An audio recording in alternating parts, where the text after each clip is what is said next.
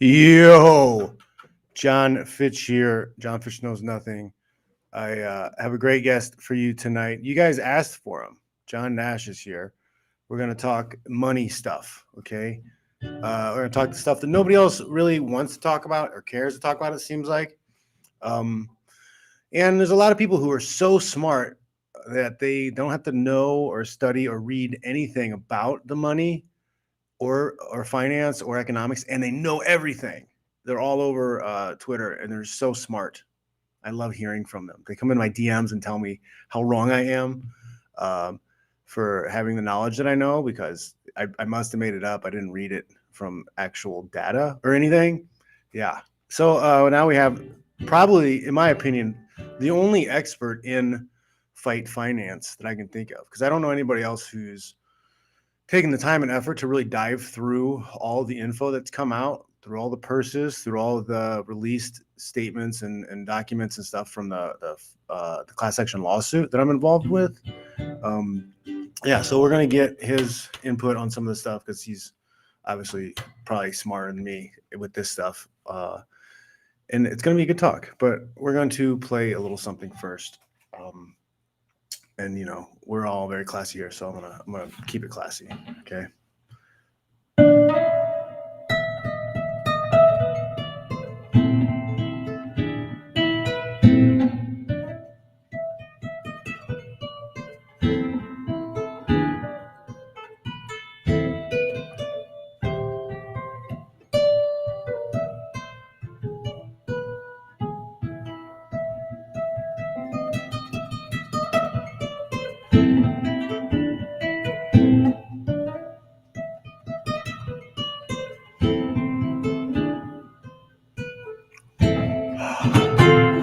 Yes. Rock and roll. All right, here you guys go. No further ado. John Nash. John, how's it going, man? Good, good. Can you hear me and everything? I don't know. Good. Okay, good. I thought I might have accidentally muted myself. I don't know how to. I've never used Restream, so you didn't tell me there'd be new technology involved. So it's kind of like the dumbed down version of OBS or whatever. Well, this is convenient. I should be using this. This looks very functional. Yeah, I was using StreamYard, and StreamYard's good too. But at the time I switched over, this had more stuff, and I got a deal. Like, it was a special deal per month, so I locked in a good deal. So I keep using this one. StreamYard's upgraded their stuff, so I have people that use that a lot, and it's good. But yeah, this is it's like, it keeps it simple. But this guy, I'm a kind of a Luddite, so even though my job technically is with technology, I don't know anything about anything. So I struggle. I'm such a boomer, because the whole time I was fighting, like, I didn't really use the internet much. I didn't use computers much. I played a lot of video games. Yeah, I don't know. Like, I'm really old. I don't know. What are you, 40? I'll be 44 next month. See, I'm half a decade older. I'm almost 50. Okay. So, I mean, I tell you, I'm almost 60, so I look good. But yeah, I was in the but I was still young, and I'm still old enough to not had the opportunity to like research things on the internet. We had this thing at Purdue called Stacks, and it was a building inside like the library, and it was like 4 or 5 stories high, and you had to like use a Dewey Decimal System to go up and find like journals and like figure out like. That was our Google back then. That was mine. That's tech down there. To me, there's spirits living behind this, and that's how it works. Yes. Little leprechauns that do it. Otherwise, I don't know how it works. Yeah, like I still catch myself. I'm like, man, I wonder how that works, or I wonder how we could do that, or what that would be. I was like, I wonder. Too bad there's no way I could find information on that. And like, oh yeah, Google exists. That's it's that Google I appreciate, even though it is a monopoly and it's taking all my ad revenue, and that's why the guys are writing over here. Well, nowadays I use like DuckDuckGo and stuff, and other because like even like they bury a lot of the stuff. It'll be like on the 3rd page. Well, yeah, it's also a lot of it's based on their algorithm, not just the you got to pay for it. They want to make sure the people that pay have the top sites, and so. Yeah, they also don't want any hate facts to come up first, I think. Well, I mean, there's some positivity to not having hate facts, I guess. I mean, do we really want the? Hey, the first thing you search for. Let's put up numbers aren't hateful. Quotes. Numbers aren't hateful. That's what's not hateful. Numbers are not hateful. It's the language of empiricism sounds like hate to the language of emotions. Well, I don't know what that's from, but I agree in the fact that there is some people misuse stats, and some people are unwilling to accept stats. And just because statistics and stuff on the surface may present something that looks bad, doesn't mean if you delve into it, it's really what people think it is. Yes, and I mean, the idea of good and bad itself is questionable. It's all that's about perspective a lot of times too. Good or bad? What's good? What's bad? That's true. Hold on 1 second. I'm getting a little feedback. I'm gonna unplug. Okay. Is that okay? Is that better? Is that yours? I think it was mine. I'm not sure. It was through my headphones, but no, my microphone. It does weird stuff sometimes. So if you do hear weird sounds coming from mine, I might have to hit mute and jiggle my wires. Yeah, I think it was my headphones though, because as soon as I did that, it was better. So yeah, okay, my high tech here. So yeah, let's dive a little bit into the finance stuff with MMA, right? So I think the biggest thing people need to hear is, like, I always share your article on, boxers. Yes, boxers do make more money than MMA fighters on every level, whether they're 3 fights deep or 20 fights deep. Well, I wouldn't say there is a category. I mean, there's close comparisons, but like one of the big arguments is they'll this is what thrown at me a few times is, like, they looked at a Mayweather card and they're like, look, there's a guy on the Mayweather card who only made $3,000, and then they say, look, UFC pays their guys all $10,000 who, nobody makes less than 10 and 10 for their, like, but most of those guys have had 5 to 10 fights before they get to that first UFC fight. Yeah, it's rare that somebody gets their very first fight ever into the UFC. And the guy that they were, I mean, I remember this. It was some guy who had like 3 fights, and they're using that as the example. See, look, boxers don't make more. That guy had 3 fights. Like, he was making the equivalent of what a 3-fight boxer should be making, probably more. Yeah, I know. That's people get confused. Is one thing is, okay, if we take all the pay for MMA and put it on a chart and say this is, the lowest paid guys at the bottom 0%, the highest it's 100%, and we string them out on their percentiles. We do the same for boxing. We find boxers on every spot on average make more, except for one area, and that area is basically where the UFC presides for their prelims. They are paying higher than they would make, and you'll see like a UFC fighter in the prelims, yes, he's making more than he would make in the regionals. And also and sometimes you'll get like a guy with only 3, 4, 5 fights and he'll bump to the UFC. But how many guys with 3, 4, 5 fights are really fighting in the UFC? It's like 1 out of every 10,000 fighters gets that chance. So you can't use that as an example. And so the truth is, when people look at like a Mayweather boxing card, UFC holds 42 events a year. That's Progress and ESPN, and so they fill these cards with all the best fighters in MMA. They basically got the largest chunk of all the best fighters. When you combine all the Golden Boy broadcasts with all the Matchroom Boxing, with all the Top Rank and all the PBC stuff, it's like 165 cards broadcast on the networks. So if you say, oh, only boxers on the main card make more, yes, but there's 4 times as many boxing cards that are being broadcast basically as mainstream big events.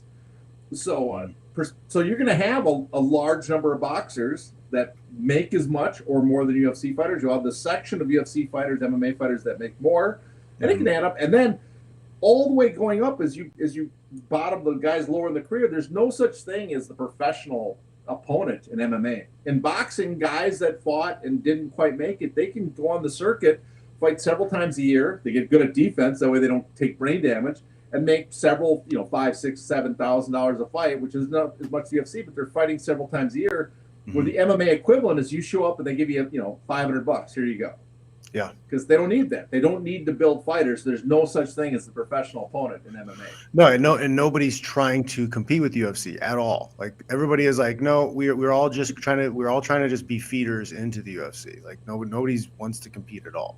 It's almost Yeah, like they're all in on it there's together. also, you don't see I don't Jared Ennis's contract came on. There's a bunch of guys. I mean, Aaron Pico is the one example of a young boxer that has a deal that probably pays him monthly. I mean, young MMA fighter. But there's several boxers that they sign thinking that they can turn this guy into a world champion, and they'll sign a contract that'll pay him like $3,000 a month, just $3,000 a month to just live. And then when he fights, he gets money, and then they get bonuses and stuff. And then when he moves up, the pay gets more. But the whole point is, someone's made a commitment thinking this young guy is going to make it, and if I stick with him, he's going to be in world fights, and then I can eventually make money off him. I'll lose money for years. No one does that in MMA because if you do that, eventually it gets big enough, he just goes to the UFC and leaves you. Yeah. No, it's I've said this a bunch of times. MMA is a game of pimps and hoes. All the fighters are the hoes, and whether you're, I'm sorry to say it, but the journalists, the managers, the promoters, everybody is just cranking through these hoes to get as much money off them as they can and kick them out. They're not trying to build them. They're not trying to give them long careers or put them in a position to win titles. If they win a title, great, but they don't care. It's more about mass. Like, how many guys can we get through? How many guys can we put through the meat grinder rather than how many champions can we make? Oh, yeah. I mean, there's the idea that the brand is the value in MMA means that fighters individually don't have value. They're not like boxing where in MMA, you fight for the UFC and the whole thing, or Bellator or whatever. I mean, it's not just, the UFC is just the 800-pound gorilla, but the other ones do it too. The idea is like, you fight for the brand is what you came to watch. And that where in boxing, it's like, no, you're not, no one calls each other and says, are you watching the top ranked card tonight? The next question is, who's fighting? That would be the question. And MMA, MMA companies want it to be, are you watching Bellator tonight? And not ask who's fighting. They don't want you to care about who's fighting, because then they don't have to pay the fighters as much and they get to keep more of it. And just the UFC's done the best at this, so they get to keep the most of all the money. So, did they do the best, or did they do the best at cheating? Well, I mean, whatever way you want to look at it, did they cheat their way into a position where it forced everybody to watch them because they're the only show? You have a whole lot. Your lawsuit is arguing this, and I have my own theories that don't quite go the same way as the presentation that your lawsuit does. But yes, I do think the UFC, what they did a great job for a while. They beat everybody to the punch. They did do great presentation. They did spend money to get on Ultimate Fighter, all that stuff. But after they made it, then their next step was, let's make it really hard for anybody else to do the same thing, so that we get to keep all the revenue coming in. We get to keep what's called the monopoly rent, or in this case, monopsony rent. We get to get the excess money that, if we prevent anybody from competing with us, we get to keep. That's, I think, their goal. But yeah, I do want to say though too is, I think boxers get screwed too a lot. There's a lot of stuff wrong with boxing. 100%. My general thing though is, it's kind of worse, and in many ways much worse than MMA, because the value. Personally, I think there's two tracks to make money in fight combat sports, and both of them are made more difficult than MMA and boxing. One is, you can just have a fight off your name, and in a weird way, it's the Jake Paul thing.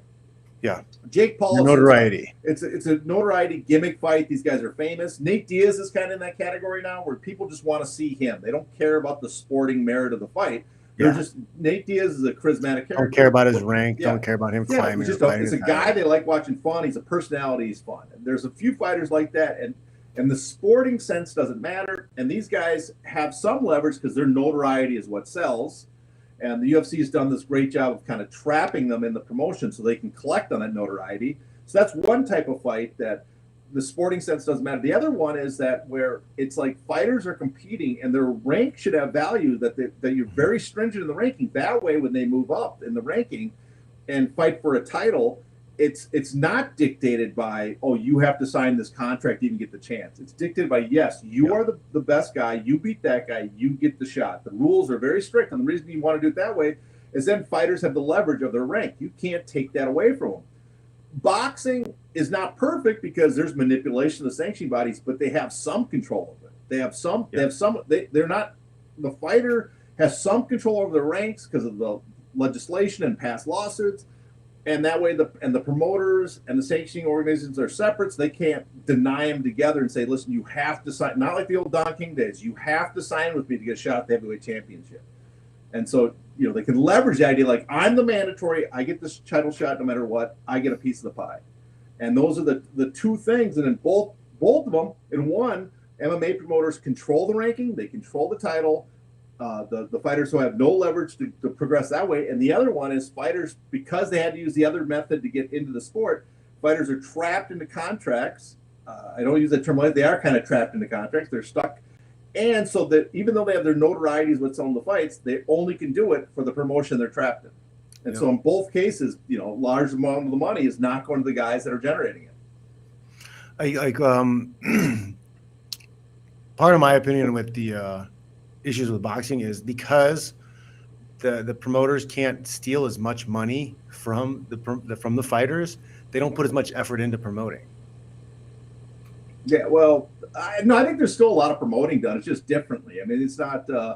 I don't think they put as much effort in because they're only getting 50% or less. Like they're not. Does that make sense? Like I feel like they would promote harder if they were keeping a larger portion. I think it makes sense in the sense they're not marketing the brand as much. There's not this huge campaign to go watch Top Rank everybody. You look at look at Gervonta Davis, the promotion they've done. I mean, MMA fans who don't follow it might not see the promotion, but here's a guy we don't know about. When he shows up in town with no UFC behind him, with nothing, and his opponents aren't that big, he's selling $4 million gates. And so him and his opponent are split in basically almost all the gate, because the way its system works, they're keeping like 2/3 of that money.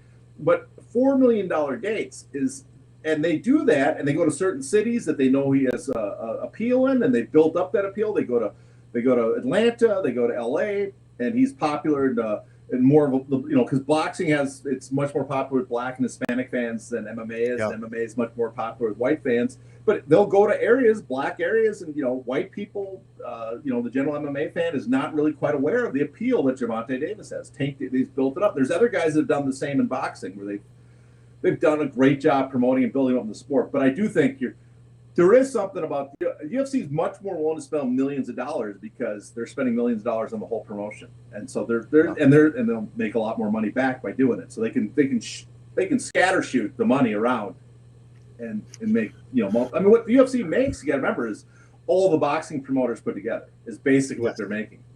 Yeah, yeah. So you touched on a bunch of things. One was the fact that a lot of boxers can make more money because they have more opportunities to fight. There's just more shows. They don't get as stuck into like I signed with when I signed with WSOF, it wasn't a great monetary contract. It was a big step back from what I was making from the UFC. But what was worse was I fought once every 9 months. And there was no if I was fighting 4 times a year, then the contracted amounts would be okay. But that restriction on me being able to go and openly compete whenever I wanted to prevented me from making money.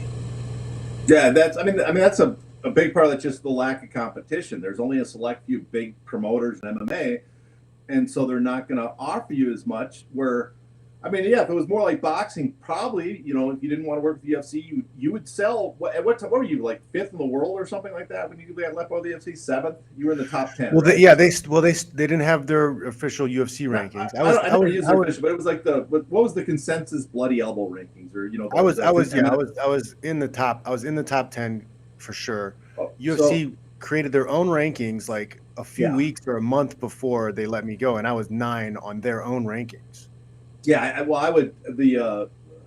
don't think people should use the UFC rank. I don't think people should Bellator rankings. They shouldn't use promoter rankings because. The titles and the rankings should be independent. Well, even as a small thing, it's a small thing, but it does take some leverage away from fighters' negotiation, because a fighter can leave.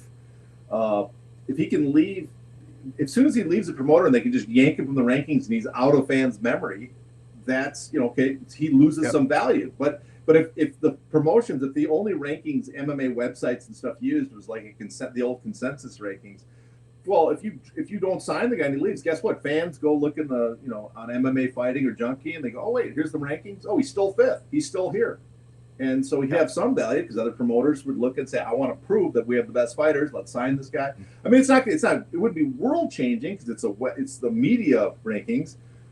But it would give some extra leverage to fighters, just a little bit. A little bit helps. Well, I mean, if we had, the media rankings, if we had, actually sanctioning bodies that held a title, and they have their rankings too, then there would be some more leverage then to the fighter. You know, he builds up his notoriety through winning fights, performing, and whatever antics he's doing outside of the cage, and he still has that opportunity to climb the ranks and fight top guys, fight big fights, and even fight for the title, regardless of what promoter he's fighting for. Yeah, that's the whole idea of. I'm sure. I think you guys have gone to Congress and preached this about that's the whole point of the Ali Act, is you want to have the independent rankings, but those rankings would be what I was talking about, just a media rankings, but having independent rankings of a sanctioning organization or whatever. I think there's actually, if people want to be creative, you don't even have to. There's other stuff you can do that's even, I think, wilder. If you want to look at that, we can go more extreme if you guys actually ever successful in this. But independent rankings for a sanctioning organization or whatever, yeah, that's even more valuable than having media rankings, because those rankings actually mean something. That determines who gets to fight for a title. Yeah. You'll see. There's right. Well, because there's 4 titles in boxing, I do think the ranking value dilutes pretty quickly, because there's 4 paths to get a title. Yeah. But you do look at how much a champion makes in boxing. They make a lot of money. And then how much the contenders make. And that means there's up to 4 people per division making a lot as a champion. And their 4 contenders are all making a pretty good money, because they have to come to an agreement to let the fight go forward. Otherwise, they lose the belt. And there's pretty decent money when you get the next step down, because those are the guys that decide the next mm-hmm. challenger. It's taken me a while to warm up to, but I actually kind of like the idea of 4 main titles, for the fact that, because those organizations can develop bad attitudes or bad relationships with the fighters and not like doing business with certain fighters. So like if you have a shitty relationship with your promoter and you have a shitty relationship with the sanctioning body, like that could prevent you from fighting for titles. So you should have the option of going somewhere else and fighting for another big title. I don't have that big of a problem with it. Yeah. Especially with the opportunity that they have. Sometimes it does happen that those people with different titles can fight each other, and you have mm-hmm. unified belts. Yeah. Well, it doesn't bug me, because I'm a boxing fan. I kind of understand it. But personally, and this is, it's not up to me. It's really, whatever happens should be the fighter's decision. They're the ones that should get together and say, this is how I want the sport structured. It's mm-hmm. not, but personally, it's not that I'm against multiple titles, but I do look at it. I think there's 2 schools of thought. One is multiple titles gets confusing to fans. So while those 4 fighters might make more, it might dilute interest in the rest of the people coming up the rank. So if you had 1 title and a set of rankings, people are more likely to pay attention to those rankings if they're followed. So like guys further down the rankings would have more value than they do. The other possibility, and one thing I thought, I think it's a thrown out wacky idea, but it's, I talked, I don't know if you know Kurt Emhoff, the boxing manager. We have whole discussions about how to fix boxing, and I include this in MMA at the same time. A theory I came up with is there's nothing that says if you guys were successful in making a very powerful association and pass the Ali Act, let's say, there's nothing that says the association could be the people that have their own sanctioning organization. It could be a sanctioning organization decided by the fighters, who decide the rules of how you get the title. And my opinion on this, you say that the 4 titles may dilute the fans watching it. I don't think it does, because those 4 titles have existed for almost 100 years. Well, no, those 4 titles, the 2 of them are relatively new. They sprang up, but there was 2 titles. Man, we're going to have to go through, but the IBF title and the WBC title are the most recent, and they started in the 80s, and they came out in the 80s and stuff. So originally, what were the titles that were created? Because it was 1926 that they created the sanctioning body. Yeah, that was the North American Boxing Association. There was a title that the North American, the newspaper titles, they had to all get together, and then the athletic commissions. And in 1980, what happened? There was a lawsuit in 1980, and the athletic commissions decided, we don't want to be responsible for these rankings. We don't want to be held responsible. And so they stopped being in charge of and so an independent body, sanctioning organization, appeared. But then non-Americans members of it got annoyed, because they thought that they were, favoring Americans. And so we got the, splintered off groups. So that's how we started getting these multiple titles. like I said, I don't know. Maybe multiple titles wouldn't hurt, but I do think there is a chance. What happens is the people pay attention to the champs, but they don't pay attention to the contenders as much when you have a lot of titles. If you have, but again, this is like esoteric. Who knows? I mean, we don't really have a counter example of how much better is one title. But a good example would be you could have two potential titles. In MMA, only two instead of four, and have one be the Cage Unified Rules title and the other be the Ring Pride Rules. Very different rules, very different titles. So people would obviously separate them, and then you could still do the Cage guy goes fights the ring guy. The ring guy goes fight. Then you have a super fight, and you build up to the super fights. I think my big belief in the reason why boxing isn't as easy or isn't as palatable to a lot of people is because of the consumption model. Like it's people loved the 70s and 80s because you would watch the big fights free on NBC Sports or CBS Sports or whatever. It was free and it was all centralized on one platform. Well, now there's like 50 different ways to watch, 100 different promoters and 14 different titles. It's really confusing to watch and follow. Like I have a really hard time following MMA right now. Like, there's fights on right now, which place or whatever. Like I almost have to go to an illegal streaming service because that's the only place that puts everything in one spot. Yeah, well, I agree. That's a big problem with boxing. When they moved, I mean, there was so much money when they moved to HBO and Showtime in the late 80s and 90s.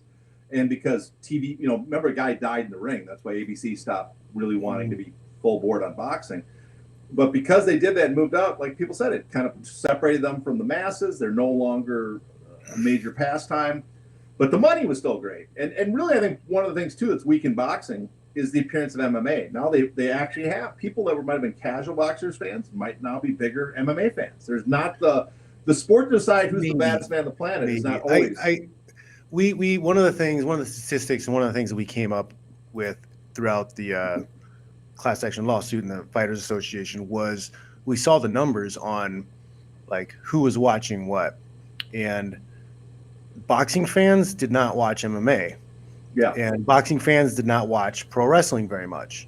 But like pro wrestling and MMA was like an exact crossover. Like everybody who's watching pro wrestling was watching. It's like 10% crossover to boxing. But I'm thinking for the big events, when you get a Mayweather Pacquiao, those aren't just boxing fans. Those are the same people that would have came over to watch the McGregor Khabib. There's when you start getting into the mega events, when you start getting the really big events, that's when you start getting these people that kind of swimming around and just, I heard about this fight and who's going to be the baddest man, or the coolest fights. The schoolyard. Everybody heard the rumor. Yeah.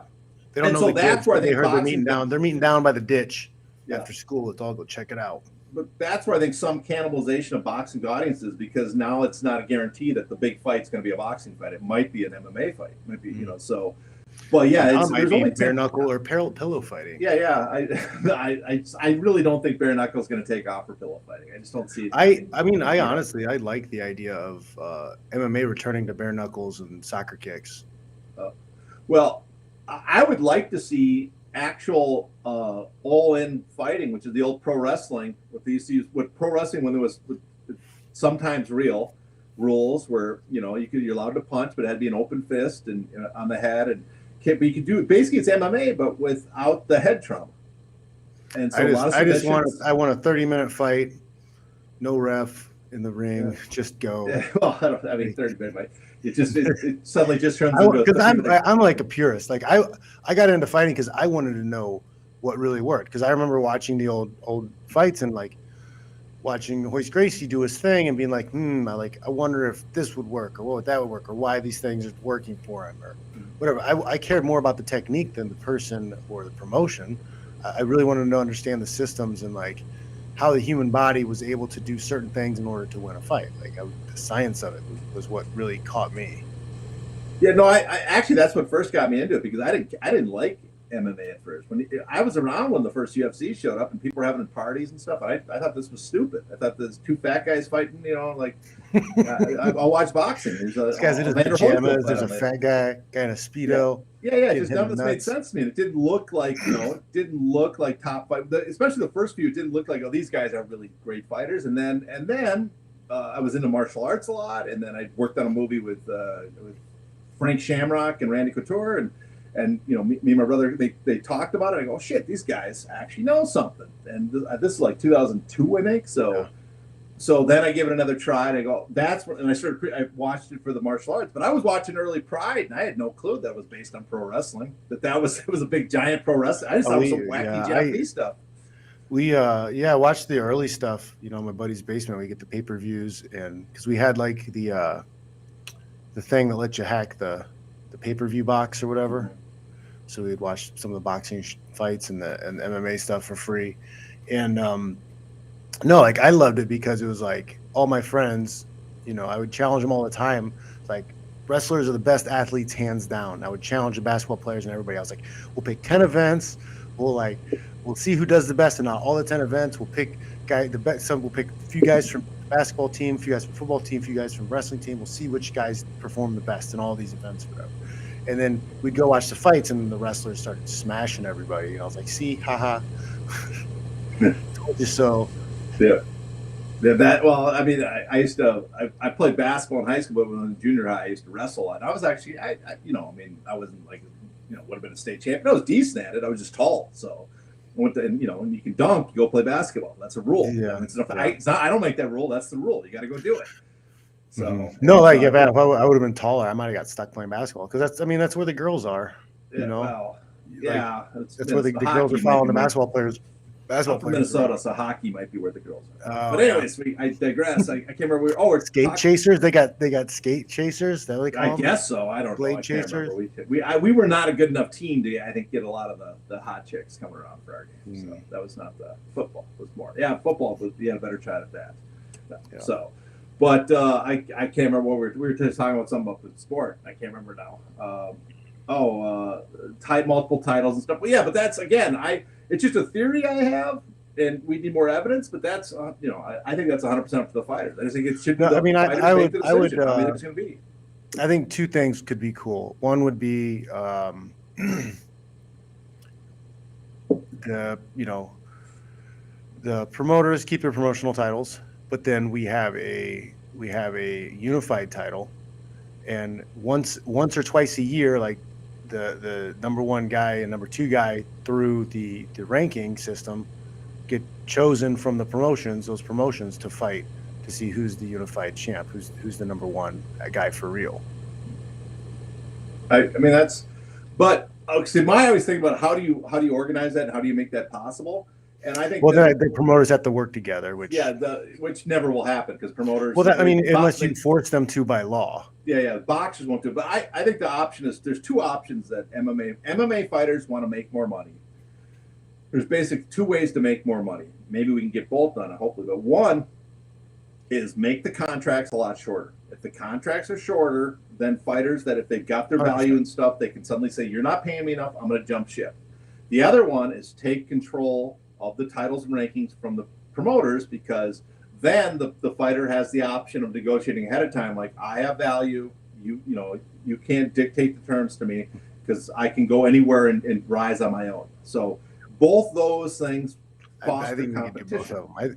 I think we could. I think we could definitely do that. I think we'll get into this more, but the sunset clause that Nagao has, the 5-year timeout. It's a step. I'd like to see 3-year. I think we could get it to 3 years. I think that would be much better. But my other way to fix things would be to have the UFC split from Zuffa. And Zuffa is a promoter, and then the UFC company is now the sanctioning body. See, that actually, that's I don't know if you read old. I used to write old replies on websites, and that was one from decades ago. They go, the dream situation is what people really want is they want the UFC to be the sanctioning organization. People are like, boxing is screwed up, all these sanctioning organizations, and the best don't fight the best. Well, what you really want in the best case scenarios, the UFC is the sanctioning organization. They rank everybody. A promoter pays to get the brand of the UFC and the cage. UFC doesn't sign contracts, though, and they don't pay anybody. And then Scott Coker and Dana White and Chatri and all these guys are competing. They got to fight it out. They got to fight it out to be the better promoter, to get the better fighters, and then pay for the license fee. I always thought that would be a dream. For some reason, a lot of fans hate that idea, but I think that would be the dream situation for MMA because you have the best of both worlds. You have a league then at that point. Then you have an actual league where you have multiple owners who have their fighters under contract who fight for the sanctioned body title.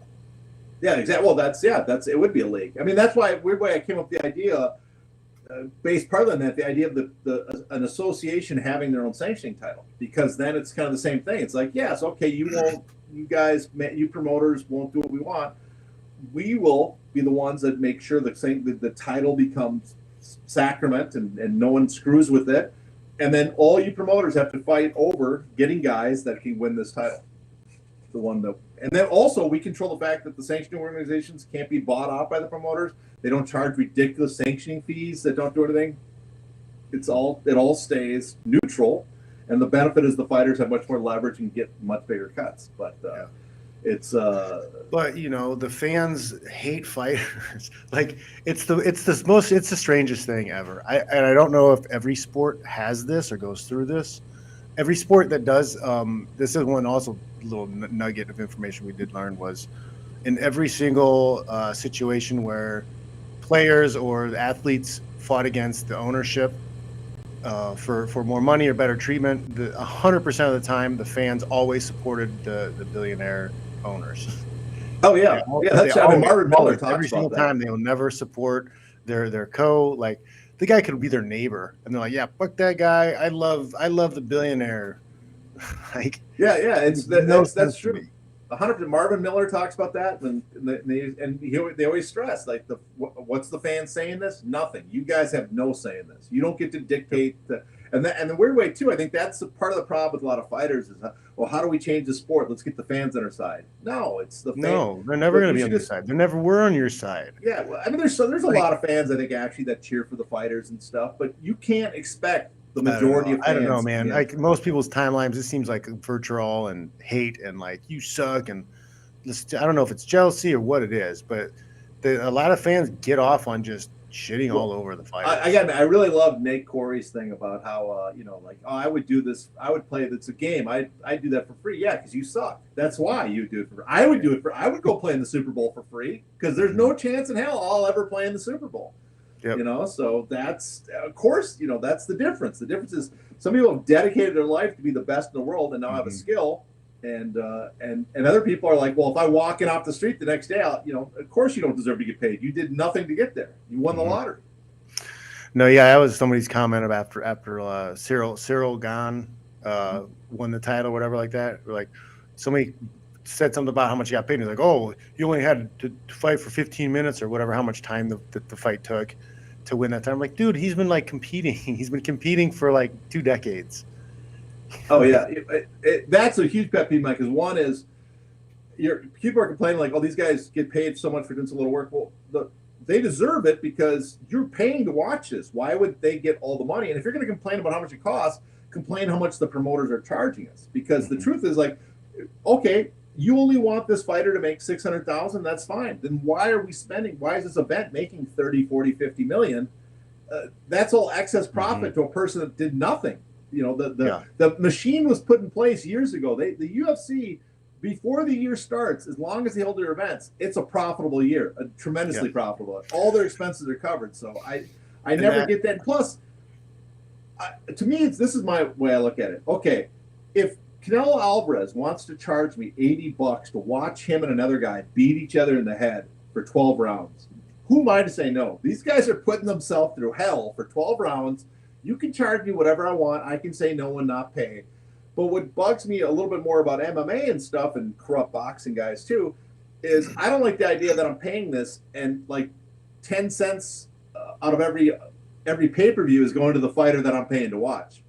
With Canelo Alvarez, I know about half that pay-per-view is going to him and his opponent. That if I'm paying $85, I'm pretty sure about 40 some bucks is going to those two guys. Yeah. If I'm buying a UFC pay-per-view for $70, I'm not sure more than $1. Some of that money is going to Dana's hookers. Yeah, well, that's they deserve it too. They take risks. I'm not knocking the whoever's I'm not knocking any hookers. Sex workers deserve that money too. You got to put up with some just disgusting men. They deserve anything they can get.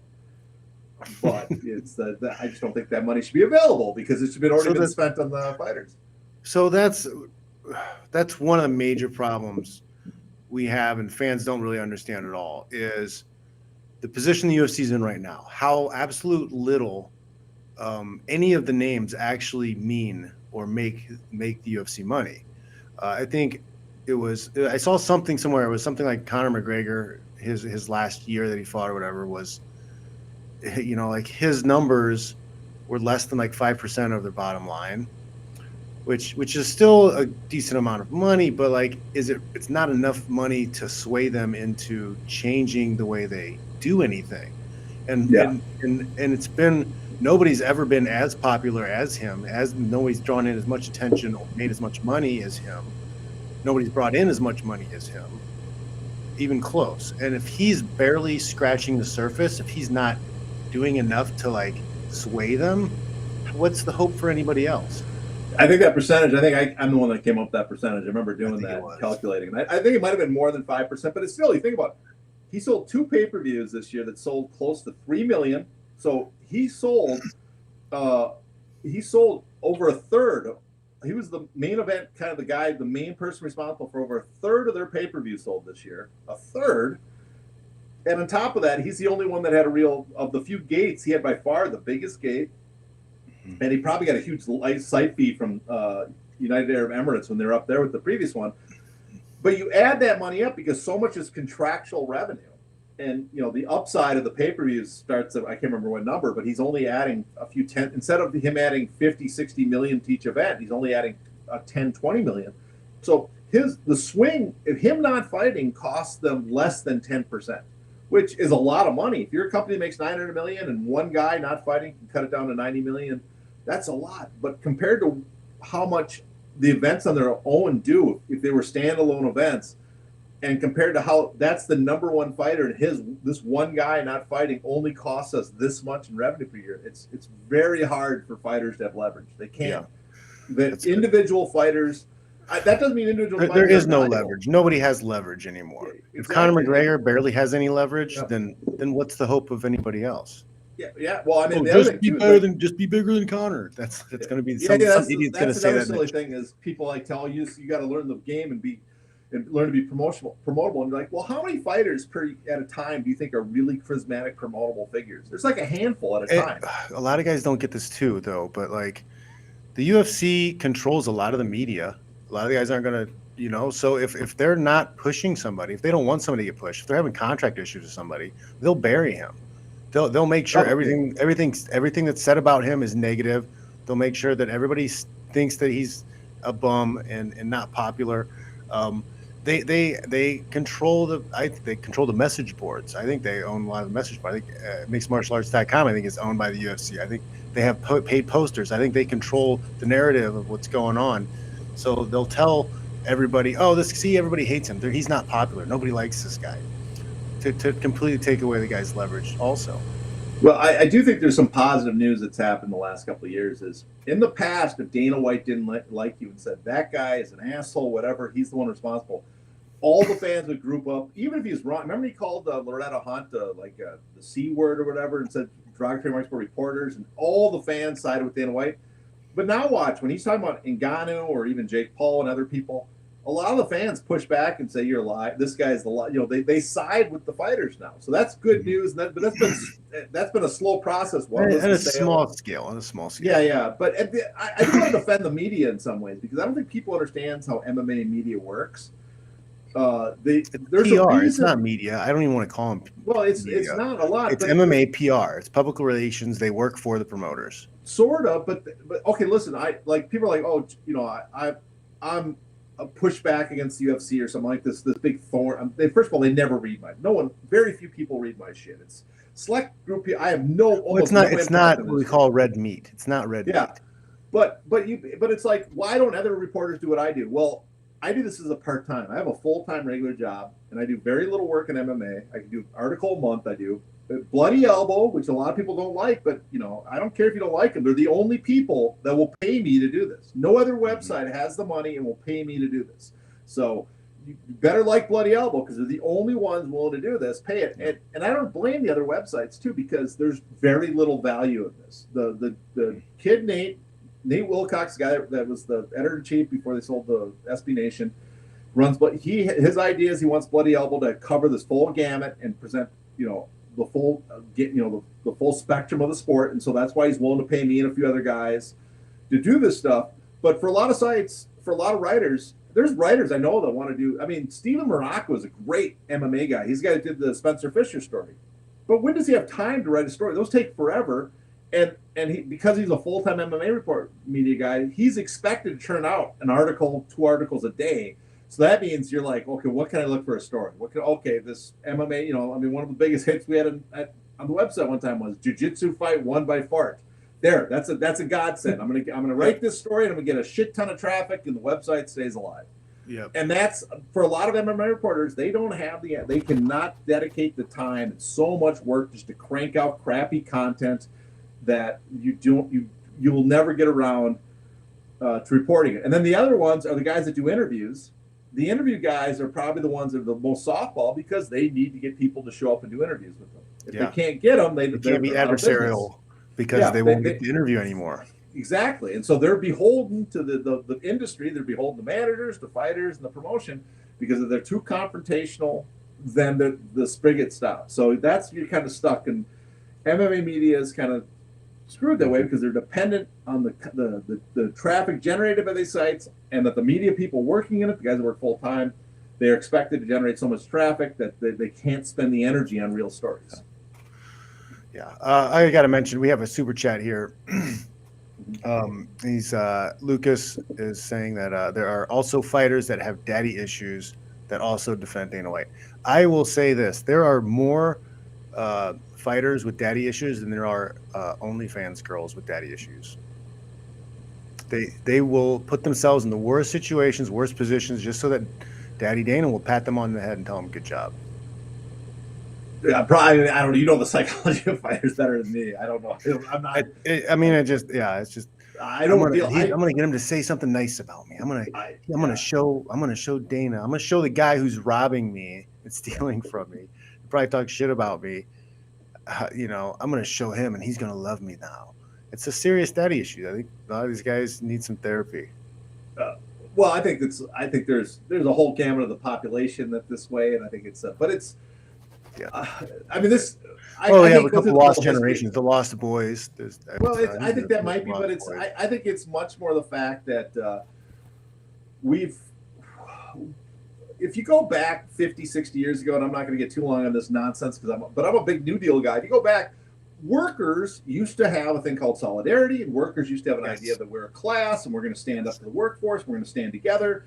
And there are famous cases where, strawberry pickers in California, these migrant workers were trying to make a union, and Detroit got Pittsburgh steel workers and Detroit auto workers would say, yes, we support you. Here's some money.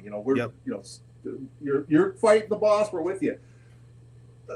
In the 70s, that'll top. We basically ended the idea of labor, and I believe entrepreneurship is good, but the vast majority of people are not going to be entrepreneurs. And the idea that everybody's got to be an entrepreneur and that's how to make it, that's the idea that you're an individual and we don't work together. I think that's part of it, and it's killed the idea that you stand up. It's weird where did that come from? You think? Because I have my degree in history too, so I studied all that New Deal stuff, and I remember reading all about. People, different industries sticking together and going on strike to help each other out. Like that was lost somewhere. Was it because a lot of the jobs were shipped overseas? That's a big part of it. I mean, that's a huge part. What people call the neoliberal turn, I think, ended all that, because the neoliberal turn was where a bunch of business people were basically waiting for the chance. And 70s inflation and stuff took off, and they started dismantling the New Deal project. The idea that that labor and capital should be on par with each other. They should have equal negotiating ability, which is basically an Abraham Lincoln idea that labor comes before capital.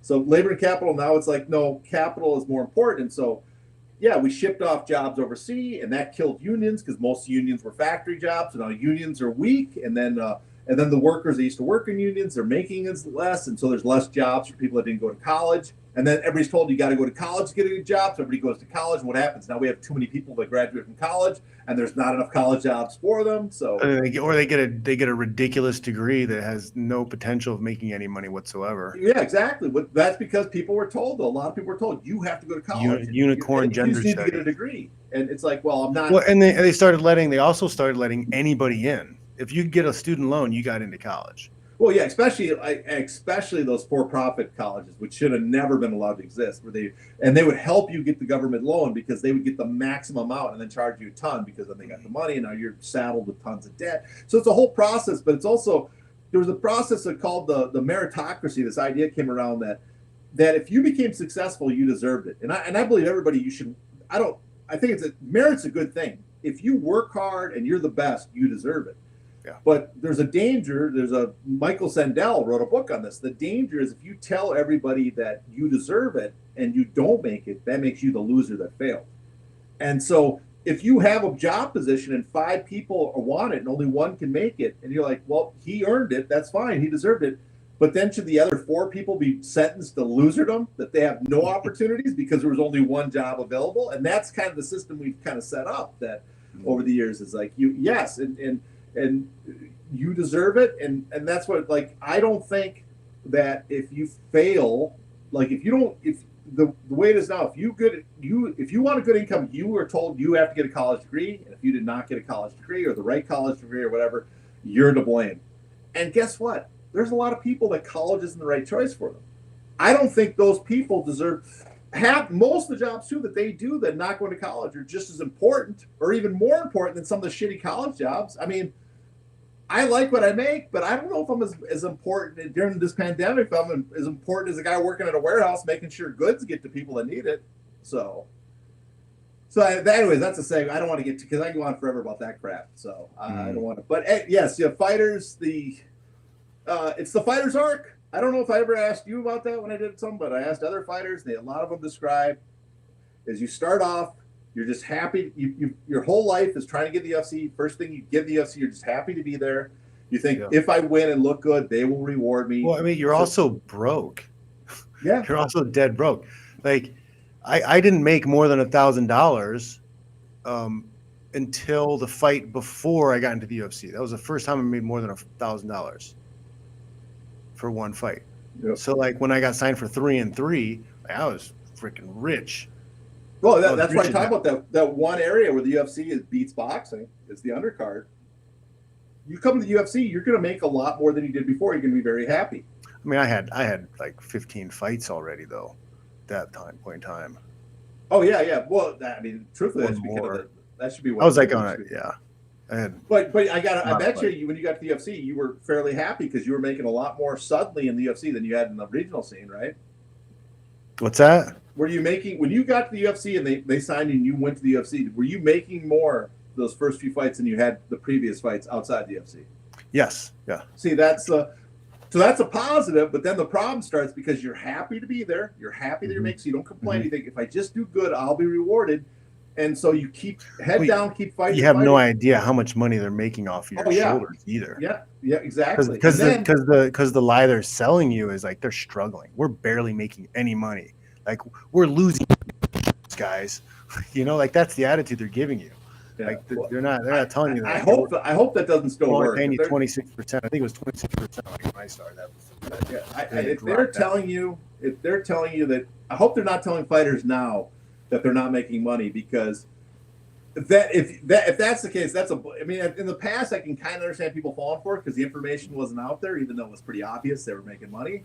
But now that'd be like a bold-faced lie. But get back to the fighter's arc. I was saying, is you keep trying, and it's only you're like, I keep trying, and sooner or later they're going to reward me. It's only when you see the end of your career you start realizing I never got the payday that was going to make this worthwhile. And so because your head was down, and another problem too, fighters focus on training all the time. Fighters focus on you got, unless you're a heavyweight, you've got to starve yourself.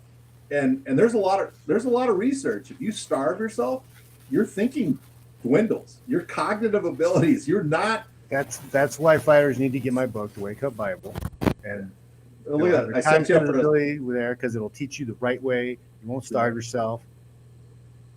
But it's a pitch. I set you up for a commercial right there. But that's, I think people don't understand if they've done the Minnesota study did this during World War II, and they studied. That doesn't make you think clearly, but also, like we said, some guys have a lot of dad issues, and they put a lot of trust into their managers. Also, these managers aren't managers; they're broking agents. They work for the promoters.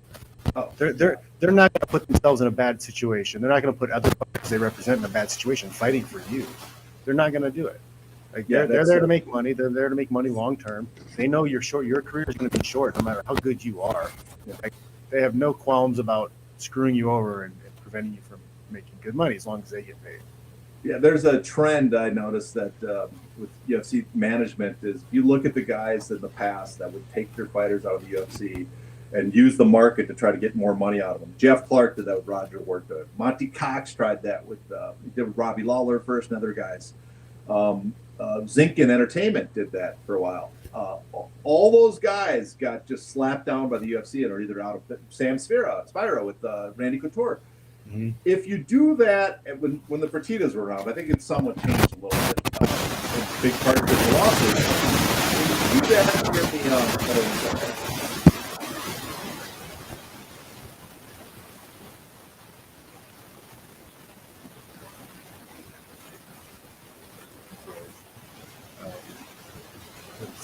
the second, when we get back. We have a super chat here asking what's the most script thing the UFC ever did. That ever impressed you from them? Lucas asking this. Well, the thing that was the most screwed up with the UFC that they ever did was they sent somebody after my fight with Diego Sanchez into the back to lie to me and tell me that they needed my shorts and gloves to sell for charity. And sometime later, I got a check in the mail for like $1,000 or some bullshit. They sold it. It wasn't for charity. It was for profit. That was the most screwed up thing because I never would have given it to them. The most impressive thing that they've ever did is their narrative control. They say something, all of the press will pick it up and regurgitate it and say it back. Like they have tight control. It's kind of like the press conference, the White House press room. All right, here we go. John's back. Oh, I'm back. I think I think it's your shirt might be the static room. So I'm just saying. So, I can't remember where we were going.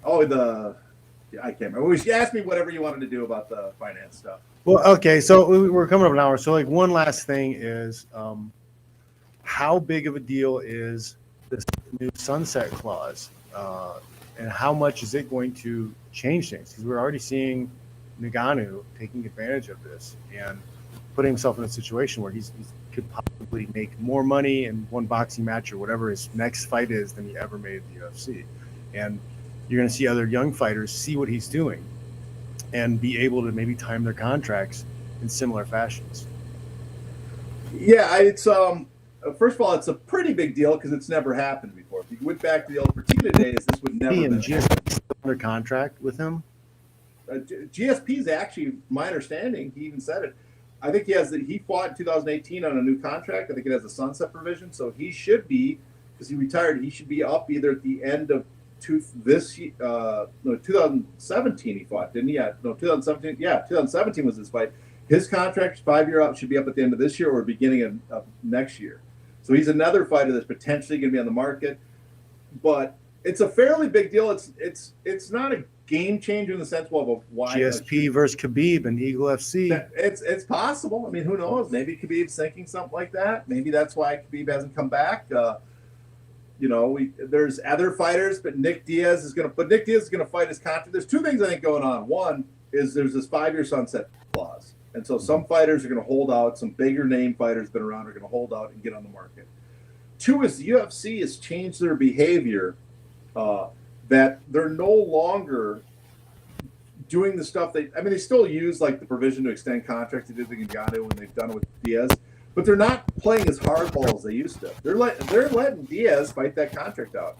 In the past, they would have made him sit out forever to let him do that. No, like the lawsuit is not going well for them. They know, and we keep putting more fighters, and suing again and resuing, it's going to get very expensive for them long term. And we're still sitting here waiting for this on class certification. Once we get it, like we're right there, and we're going to be in a position to go to trial. I don't think they'll want to go to trial and try to negotiate and try to settle, but that sets them up for more litigation down the road. I mean, you should know more because you can speak to your attorneys that are actually doing this. I don't know how well it's going, but I do know that obviously they feel it's a threat. If they didn't feel it was a threat at all, they weren't worried about it progressing, they wouldn't have changed the contracts, they wouldn't have changed their behavior. Mm-hmm. So it's obvious because exactly when they change those contracts is when the two class periods separated. Yeah, and they raised the difference in the climate. Well, the second we filed it, they bumped the baseline pay. Yeah, so that forced their hand immediately. Like, yeah, I've been making fighters more money for so long now. where's your percent? I get zero credit for it. So it was my, when we used to allow the banners behind guys in the UFC, like do it in other sports, but the banners with the sponsors on it, that was my idea. Oh, really? That was my idea.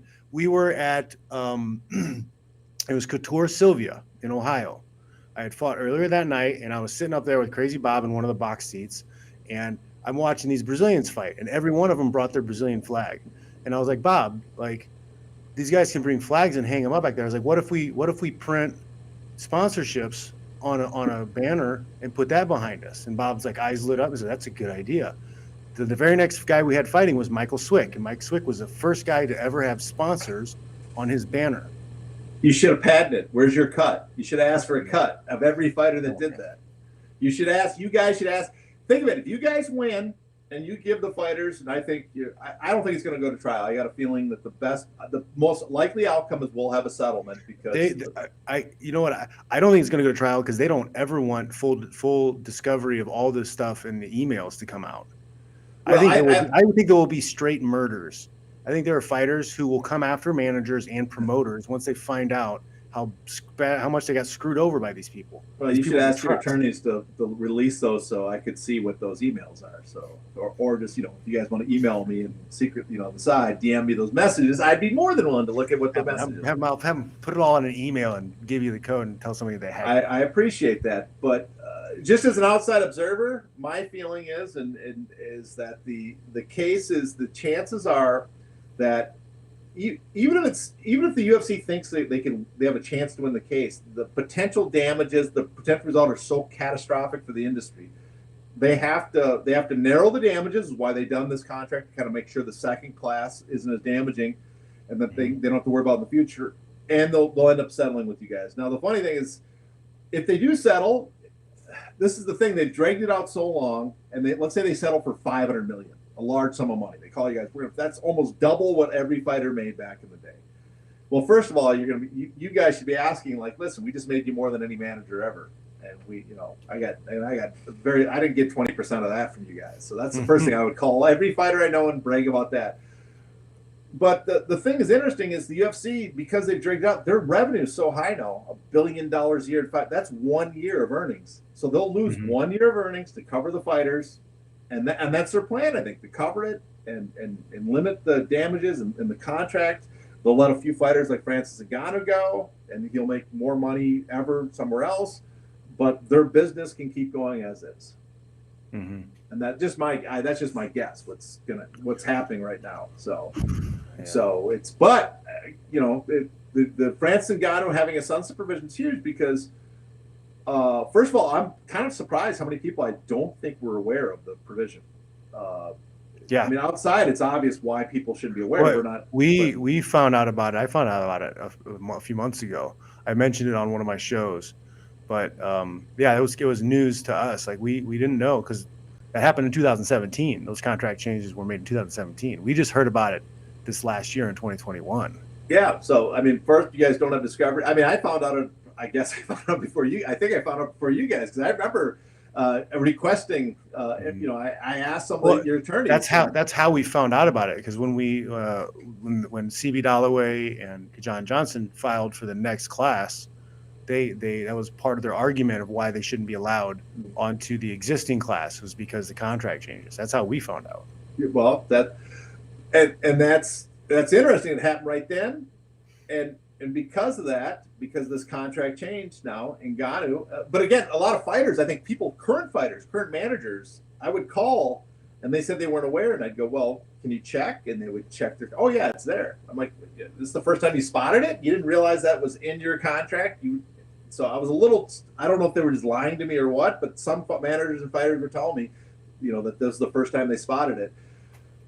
But now that because of that, I think Ngannou, it's also funny how many people still kind of seem to be in denial. I've heard from some people like, oh, that's not true. The UFC will be able to stop them. I'm like, no, it's pretty clear cut in that contract. It's 5 years max, and it's pretty clear cut in all the other contracts I've seen. Yeah. It's 5 years max. So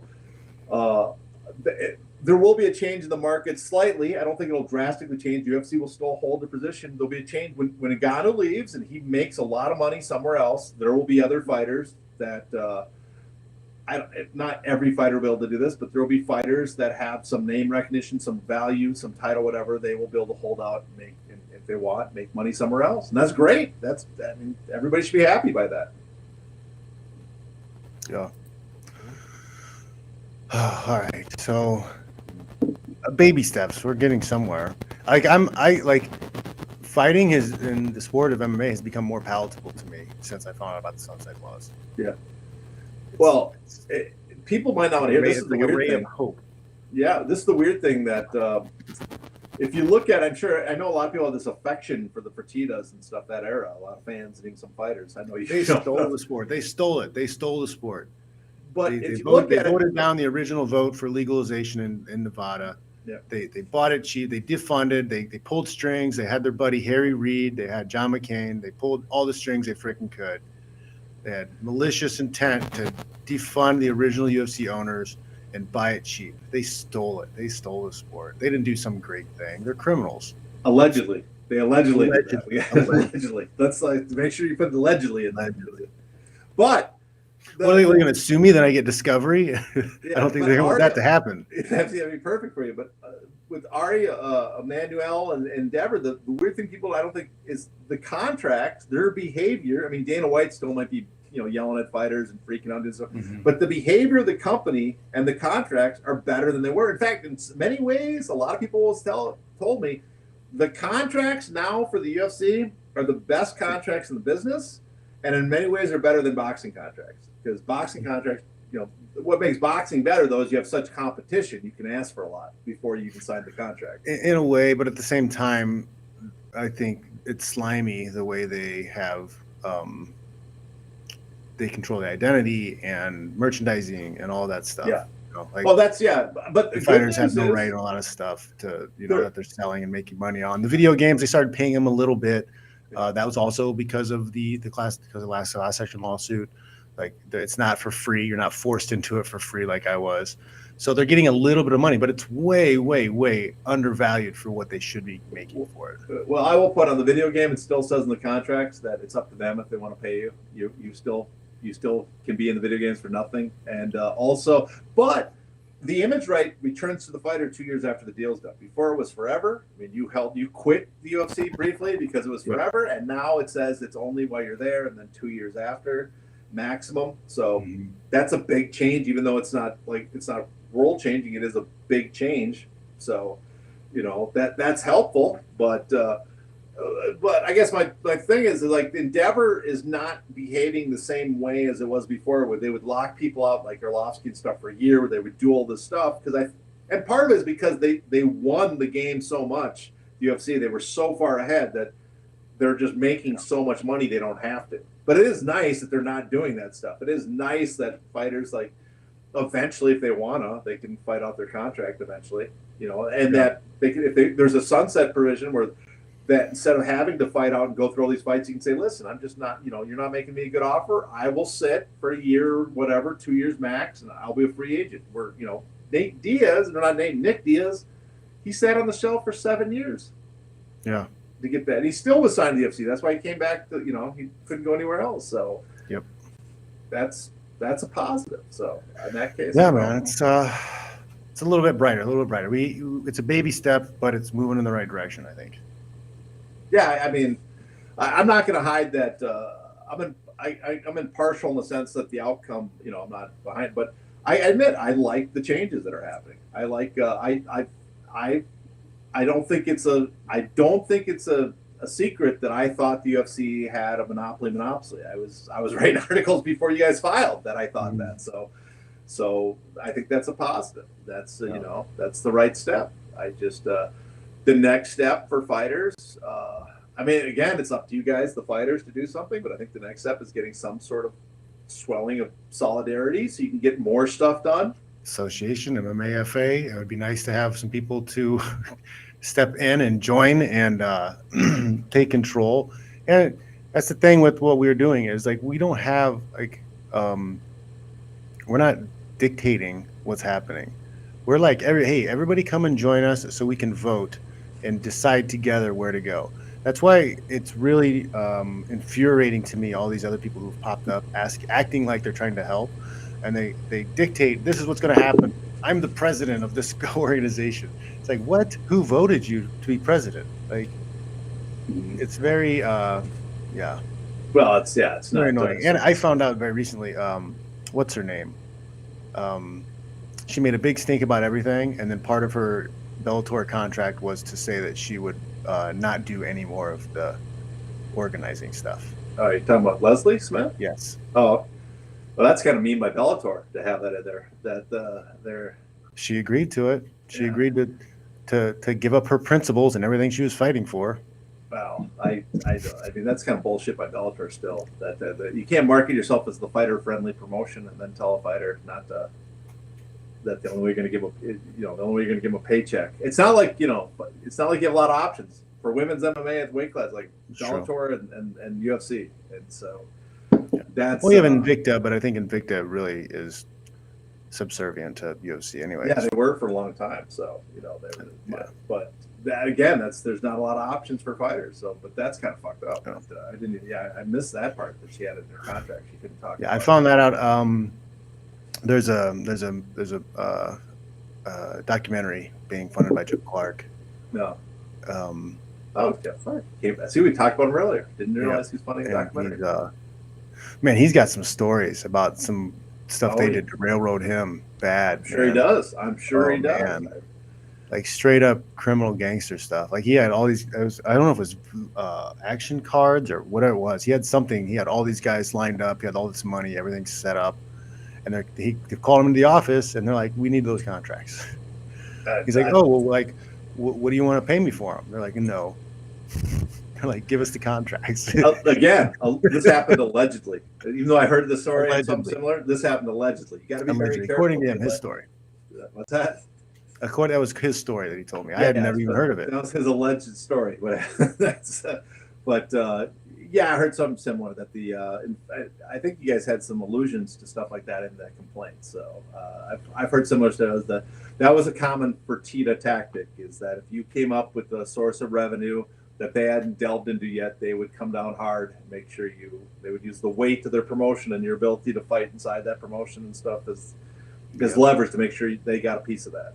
And so that's not a positive. So. You signed up for a fucked up sport. What can I tell you? Yeah. I mean, we did. Yeah, but I mean, it honestly, it got more fucked up. Like it started off a little bit fucked up, and then it got really fucked up, and then now we have the lawsuit going, and then now it's starting to get a little bit unfucked. No, well, it was like a frog in the boiling water. They could turn it slowly. So, yeah. But now, do you speak to a lot of fighters still? Current fighters? Not really. Honestly, most guys avoid me because they don't. They're la la la la la la. They don't want to hear it. They don't want to know how much money they should be making. Is from fighters. I speak to a few, but I have I used to call and text just tons of people. Now I've narrowed it. I don't bother anymore. But I was just curious what the reaction to Ngannou potentially fighting out his contract. Yeah, I mean, I actually started going back into the gym in AKA, and like nobody's talking about it. Oh, that's interesting. That no one mentioned it or said anything, or it wasn't like a topic of discussion. That's interesting that there was the heads down. I mean, it hasn't changed. That seems very similar to the past, where people bring stuff up and they just didn't there was a small period of time where guys were talking. There was. Oh, there was a period right like after we had an open chat. We had like 250 guys in the chat. Yeah. People were asking questions. Like people were at the gym asking questions. People wanted to know information. But at a certain point, there was like, I don't want to know. I don't want to know. I don't know. Was that right after the UFC sale? That period, or right around when the news came out? Yeah, it was something like that. Because I did probably the year after. Okay, because I did but then you had like the MMA people, and then you had Lizzie Smith's thing, and like when those things happen, it's just like took the attention away, sucked the air out of it, and then nobody talked about it anymore. Yeah, I mean, MMA was the biggest farce. That was pretty obvious because I'd actually heard about them even before I found out about. Dude, like they didn't even know why they were there. Yeah, talking to Kane about it. Kane was like, "Oh, management just asked me to go and show up." Like I didn't know what they were doing. I don't know if you ever found out because I'm the guy that reported your lawsuit before everybody else, right? Me and Brent Brickhouse. But the reason I found out about your lawsuit was I found that Bjorn Revney was planning an antitrust lawsuit, a part of Bellator, and I was just randomly tracking people down, and I started harassing Rob Macy. But I was actually hearing news about Bjorn's potential lawsuit. And which was ended up eventually being the MMA because apparently I think he heard about what you guys were planning and working on, and then he tried to jump in. He basically tried to steal it. He tried to piggyback and steal it. The only reason I found out about your guys' lawsuit because I was accidentally calling people involved in your lawsuit, thinking it was part of Bjorn, so it was a mess, confusing thing. So, but that down the sale, I do remember there was a period I did a piece about what UFC fighters really make, and I had all this information about like the disclosed pay and side letters, all this stuff I never knew about before. Yeah. And it was almost all the information was for the few months because everybody was pissed about the sale. They were pissed about the Reebok deal, about no say in USADA, and the sale all coming one after the other. And that for like 3 months, I could just call and get a hold of anybody, and people would tell me like, "This is how much I made. This is all I got." And then a new crop of fighters were hired, signed, and they didn't care anymore. They all shut up. So just cycled them out. Just stalled long enough for a new group of guys to come through. So yeah, it was, but that's the way it works. But I think, but I do think, I mean, I'm sure because I've written about this even for years before. You might not know, but I am partial to the strategy you guys are doing because I do think the step is this association and the Ali Act, and I've written about this before. I've asked many boxing guys. The Ali Act is the backstop. The association is the enforcer. Well, yeah, I mean, there's other. Again, it's up to fighters. If fighters want to be employees, and there's reasons I don't think as a massive a union guy as I'm incredibly pro-union. There's reasons why I don't think a union worked for MMA. But if the rest of the fighters want to go that way, I can't argue with them. But I think you end up having competing unions though, because you have a Bellator union and a UFC union. The individual it'd be like piece by. We'd have to. Really, to make it work, and the unions are going to fight with each other because they're going to want to get the guys that make the most money because that means the union's going to make more money. That's not my concern. It's the problem is the union have no leverage because the way employment works in MMA is the number one tool a union can do is strike. And so if people say this is what always drives me nuts, people say UFC fighters just got to strike, right? Okay, so you're going to get 600, 700 fighters they have signed right now to strike. Okay, so they're going to strike. So you're going to get all 600. They can get bums. They can get anybody. They can sign anybody to fight for free. All UFC needs is 20 people for that next event. And after they hold that event, they just need 20 for the next and 20 for the next. And so you've got to get 600 to 700 people from all around the world, all with different beliefs about unions to work together and hold out. And all these people, too, a lot of them are dead broke and they need that fighter paycheck coming in. And their careers are short. They can just reach out and grab some Thai fighters. Yeah. But also, if you're peanuts to go fight in a cage, if you're a fighter that's at the peak of his career now, are you going to hold out for 6 months, miss your purses, and miss your chance to fight for a world title? I mean, if a teacher goes on strike, she's got 20 years to recoup the holdout, the losses, to recoup money. A fighter's got a year. He loses a year of his prime. Yeah, so that's why I personally don't think the union route. It's something that I don't think people really think about when they say that. The reason I support the Ali Act is one is I think people exaggerate it fucked up boxing. No, all the stuff that you don't like about boxing, like all the multiple titles, existed before the Ali Act. that people they'll complain the government doesn't enforce it. That's 100% true, but that's why I think the association routes. They're not supposed to enforce it, because then you'd have to have an agency that went around and enforced the Alley Act. The Alley Act is a law. You have a lawyer. Lawyers and the fighters are the ones who are supposed to enforce it. Actually there are rules. The federal government that is supposed to enforce it in certain commissions, and they ignore that. But there's a right of private action where fighters can use it, and right now it's mostly limited to fighters with some sort of resources, but. Yeah, that's why I think association is important, because when I was talking, then the association is the one that can pay the lawyers to go do that. Yeah, when I was talking to guys like Lou DeBello and Pat English, all these guys involved in boxing, and I brought up the Ali Act, and they were saying, "What do we do to MMA?" But then I said, "Okay, what if you have an association?" They all said, "Okay, that's a game changer, because an association has standing for the fighters, and if they have standing, that means instead of the individual fighter having to bring the lawsuit." The association, anytime something happens that's a violation of the Ali Act, the association can step forward and go, that affects our members. We're going to sue you on behalf of them. And so now you, instead of depending on the government, depending on the state or something to do with the commissions, the fighters themselves, the association can step forward and take care of it. So, this is the way. This is the way. That's my pat on your back for what you got. That part. I think you're on the right. That part's the right track. There's other stuff I might disagree slightly, but. All right, John. Well, all right. We're over a little over an hour. Yeah, it's really great talking to you. I feel like that was good. Yeah, we didn't even, no political stuff. We have so much more that we can cover. I feel like we could. I don't know. We might not enjoy this conversation if we start getting to the other stuff. I don't know. I don't know if my opinions and beliefs are the same as everybody. I just want to be left alone. I want to be left alone. Okay, that's fair. Fair enough. Don't leave my money alone. I want to own my labor. I want to keep the fruits of my labor, and I want you to leave me alone. That's it. That's really where I'm at. I kind of agree with that, but I also believe we live in a society, and that we built this. People came across this country to build something that was a communal effort, and so you can't. It just doesn't work if everybody's on their own. That you got to look out for you got to be kind and look out for your neighbor. No one wants to live in a neighborhood where your neighbor doesn't call people when people are breaking and burglaring the place or it's burning down. You want to look where you look out for your neighbor. I mean, I think that I don't need a global community. Like, I need my local community. I think there's too much emphasis on global communities. I might agree. I can live in a small community township, and we can take care of each other and have the same. I kind of agree with you there. I do think that there's too much that we, because of our focus on globalization, and there's some positives of globalization because of our focus on that. It's like it's like, oh great, we as a country we make more money because we've opened up the world trade. That's great, but the communities that used to live on the local trade, the building it, they're destroyed, and no one went back and helped them after doing it. So that's I think there's some. All right, man. Well, it was great talking to you. We'll probably have to do this again sometime. Well, yeah, we'll see. Yeah.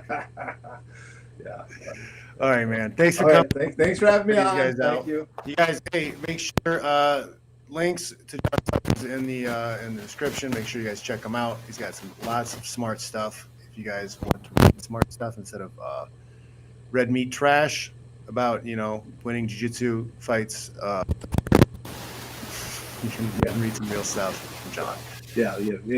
My editor will be happy. Thank you, sir. All righty. Thanks for coming, man. Okay, take care. All right, guys, that was enlightening. I hope for you guys. You guys wanted some real talk on what's going on. We didn't get into hard numbers, but we got into a lot of ideas and stuff that's going on. Hopefully that helped you guys out a little bit. Oh, man. That's good. I still need to get my audio stuff figured out. Let's see if I can play a song and not screw it up. Early one morning, making the rounds. Took a shot at cocaine and I shot my woman down. Went right home and I went to bed. Stuck that loving 44 beneath my head. Got up the next morning and I grabbed that gun. Got a shotgun, away I run real good, better run too slow. They overtook me down in Juarez, Mexico. Out in the hot joints, taking the pills. Walked the sheriff from Jericho Hill. Said, Willie Lee, your name is not Jack Brown. You're the dirty hack that shot that bad bitch down. Said, yes, my name is Willie Lee. You got a warrant just to read it to me. Shot her down 'cause she made me sore. Thought it was her daddy, but she had 5 more. Dressed in black. Turned it in a semi-bag. Had no friends to forgo my bail. Slapped my dried up carcass in the county jail.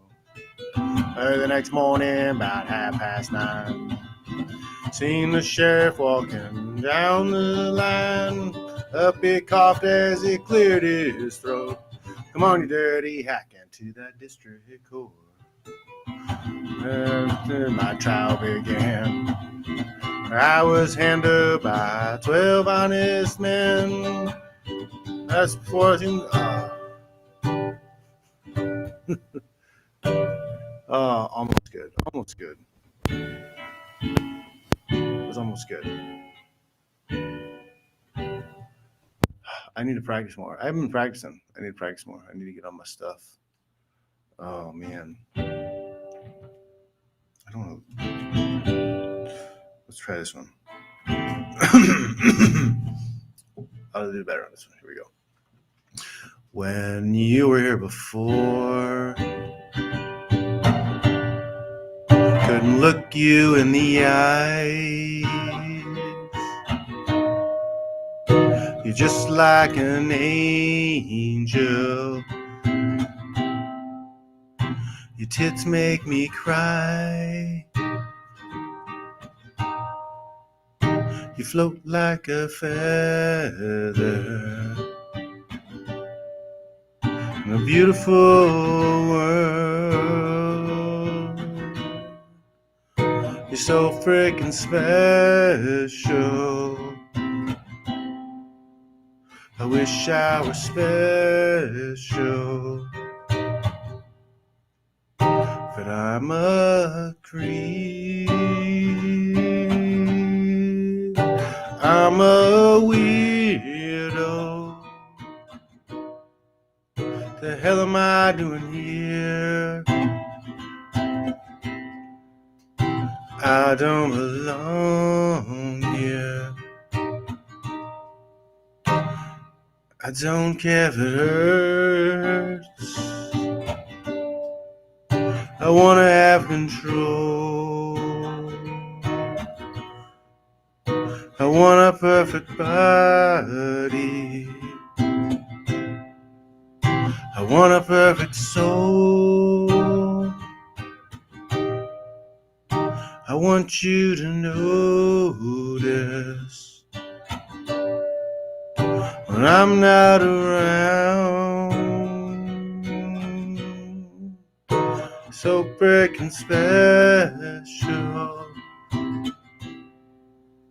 I wish I was special, but I'm a creep. I'm a weirdo. The hell am I doing here? I don't belong here. Oh, she's running off again. She's running off run.